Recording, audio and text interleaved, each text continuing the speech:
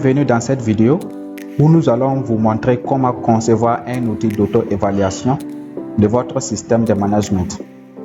Donc, dans cette vidéo, nous vous guiderons à travers les étapes de création d'un outil pratique et complet pour réaliser un autodiagnostic interne. Donc, l'outil à créer est composé de 4 feuilles de calcul, chacune ayant un rôle spécifique. La première feuille mot d'emploi nous permet tout simplement de décrire les différents critères d'évaluation, les différents niveaux de conformité pour l'évaluation de notre système de management. Nous avons par la suite la deuxième feuille de calcul, la feuille diagnostic, où nous allons évaluer notre système de management. Voilà donc, et ici avoir un niveau de conformité au niveau de la feuille résultats globaux. Voilà donc, cette feuille nous permettra de connaître les niveaux de conformité de notre système. Voilà donc par chapitre. Et pour avoir les différents détails, la feuille résultat par chapitre nous permettra par chapitre, voilà donc d'avoir une idée assez claire sur le niveau de conformité, voilà donc de chaque chapitre. À cela est associé un plan d'action, voilà donc pour la définition des actions afin de pouvoir corriger les écarts constatés. À travers cette vidéo, vous allez apprendre à créer chaque feuille de calcul, à définir les critères d'évaluation, à structurer les données et à interpréter les résultats pour faire un état des lieux complet de votre système de management. Allez, c'est parti.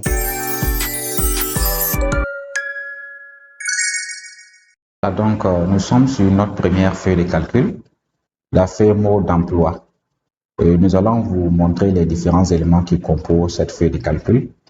Pour sa conception également, quelles sont les informations qui doivent ressortir voilà donc dans cette feuille de calcul mode d'emploi. Il faut dire que la feuille mode d'emploi présente l'échelle d'évaluation utilisée pour l'autodiagnostic. Selon la norme ISO 9001, l'exemple ici est sur la norme ISO 9001. Tout dépend du système de management que vous utilisez à l'interne. Elle définit clairement les niveaux de véracité ainsi que les niveaux de conformité. Donc, si vous prenez la feuille de calcul, vous allez voir que la première colonne définit les différents niveaux de véracité ainsi que les niveaux de conformité. À cela est associée également une évaluation qui nous permet de ressortir avec une note pour chaque niveau de véracité ainsi que pour chaque niveau de conformité. Est décrit avec des critères explicites allant de l'absence totale d'action qui est le niveau 1 jusqu'à une action formalisée, tracée et améliorée qui est le niveau 4. Voilà donc, cette échelle permet d'évaluer de manière objective l'état de conformité de notre système de management et aussi cela nous permettra d'orienter les efforts vers des améliorations nécessaires. Donc, ces 4 niveaux, tout dépend de votre contexte.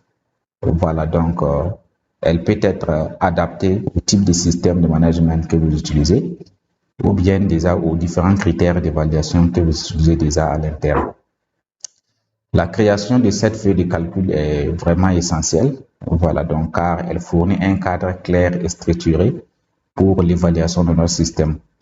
Il est important donc de prendre le temps pour décrire les différents niveaux de conformité, les différents niveaux de véracité, les niveaux de conformité et aussi proposer une évaluation pour chaque niveau. Informations définies vont voilà donc guider l'utilisateur dans la déclaration de conformité. Voilà donc, une fois que vous aurez fini de concevoir cette feuille de calcul, tout en prenant le temps d'indiquer les niveaux de véracité, les niveaux de conformité, les évaluations, ainsi qu'une explication sur les différents libellés. On passe à la deuxième feuille de calcul, la feuille diagnostic. Voilà. Donc, la feuille diagnostic, il faut dire que cette feuille-là même constitue le cœur de l'auto-évaluation que nous allons faire selon la norme ISO 9001. Elle est organisée en chapitres correspondant aux exigences de la norme.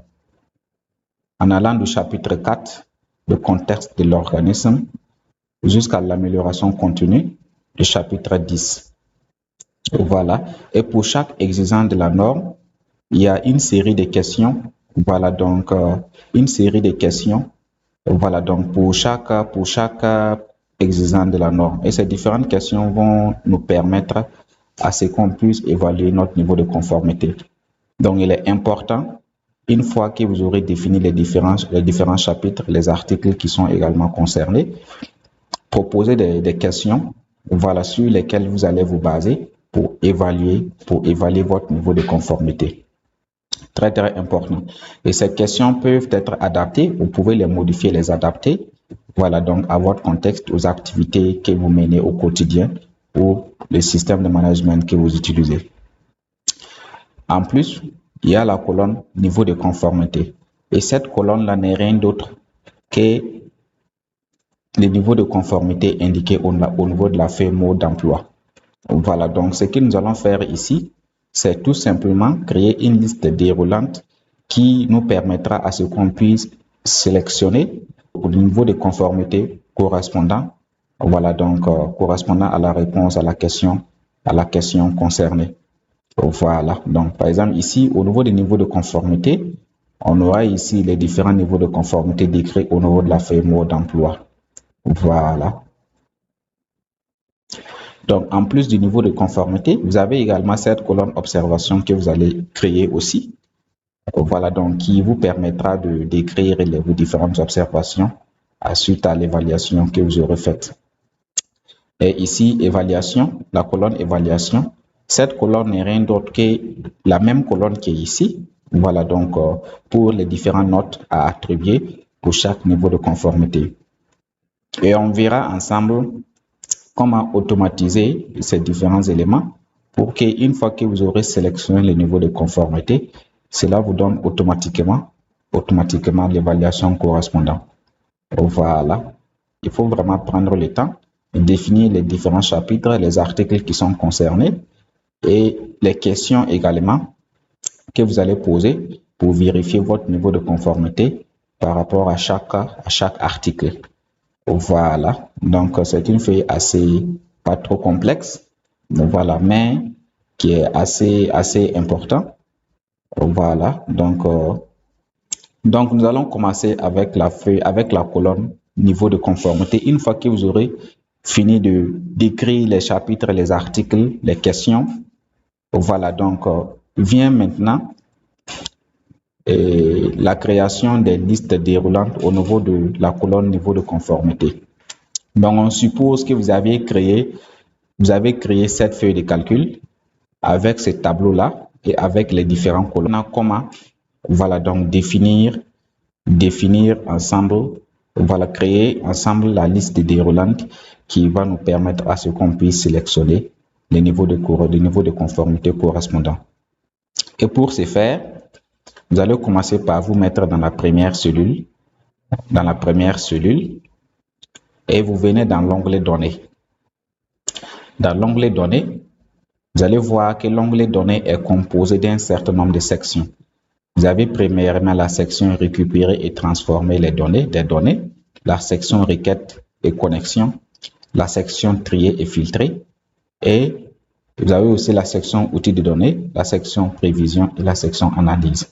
Ce qui nous intéresse ici, c'est la section Outils de données. Et lorsque vous venez dans la section Outils de données, vous allez voir ici Validation des données. Vous cliquez sur Validation des données et automatiquement cette fenêtre va se présenter. Donc, voilà.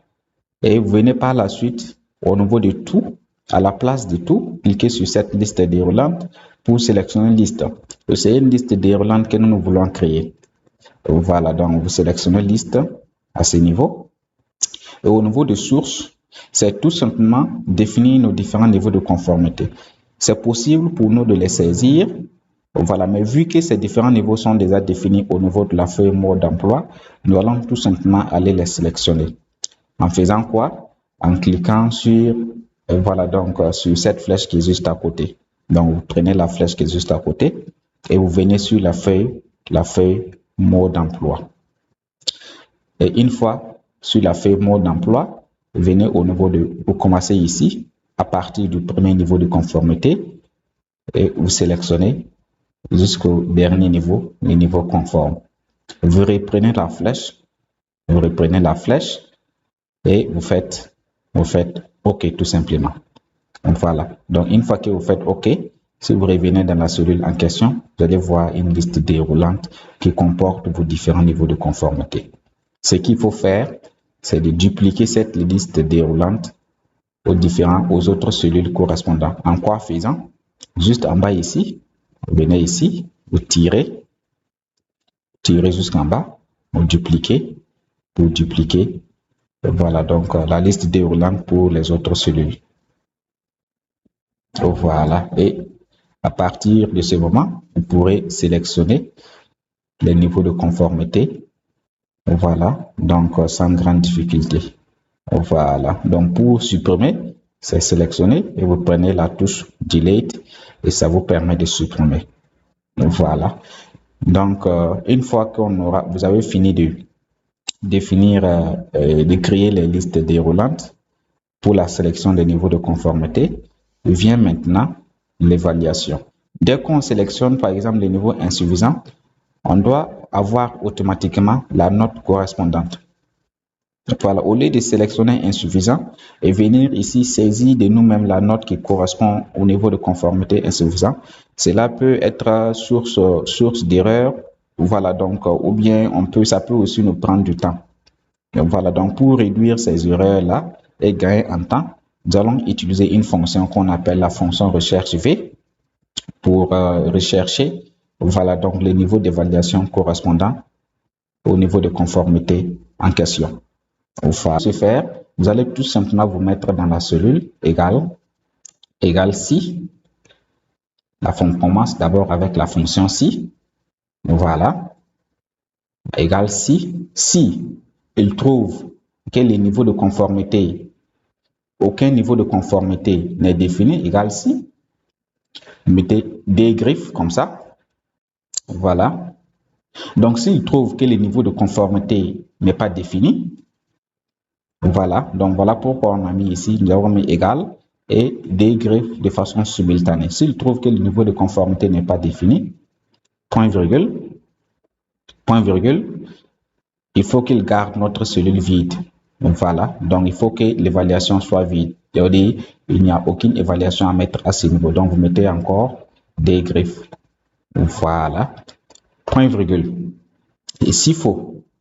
Et au niveau de s'il faut, s'il trouve que l'évaluation est définie, il y a un niveau de conformité qui est défini ici, il faut qu'il utilise la fonction recherche V. Et la fonction recherche V est composée de 4 éléments: la valeur cherchée, la table matrice, les numéros index et la valeur proche. Voilà, donc s'il trouve qu'il y a un niveau de conformité qui est défini ici, utilise la fonction recherche V et tu prends comme valeur cherchée le niveau de conformité qui a été défini, point virgule. La table matrice, pour la définition de la table matrice, vous venez dans la feuille mot d'emploi où les différents éléments sont déjà indiqués. Et la table matrice, vous sélectionnez juste ces deux colonnes-là, la colonne niveau de conformité et la colonne évaluation.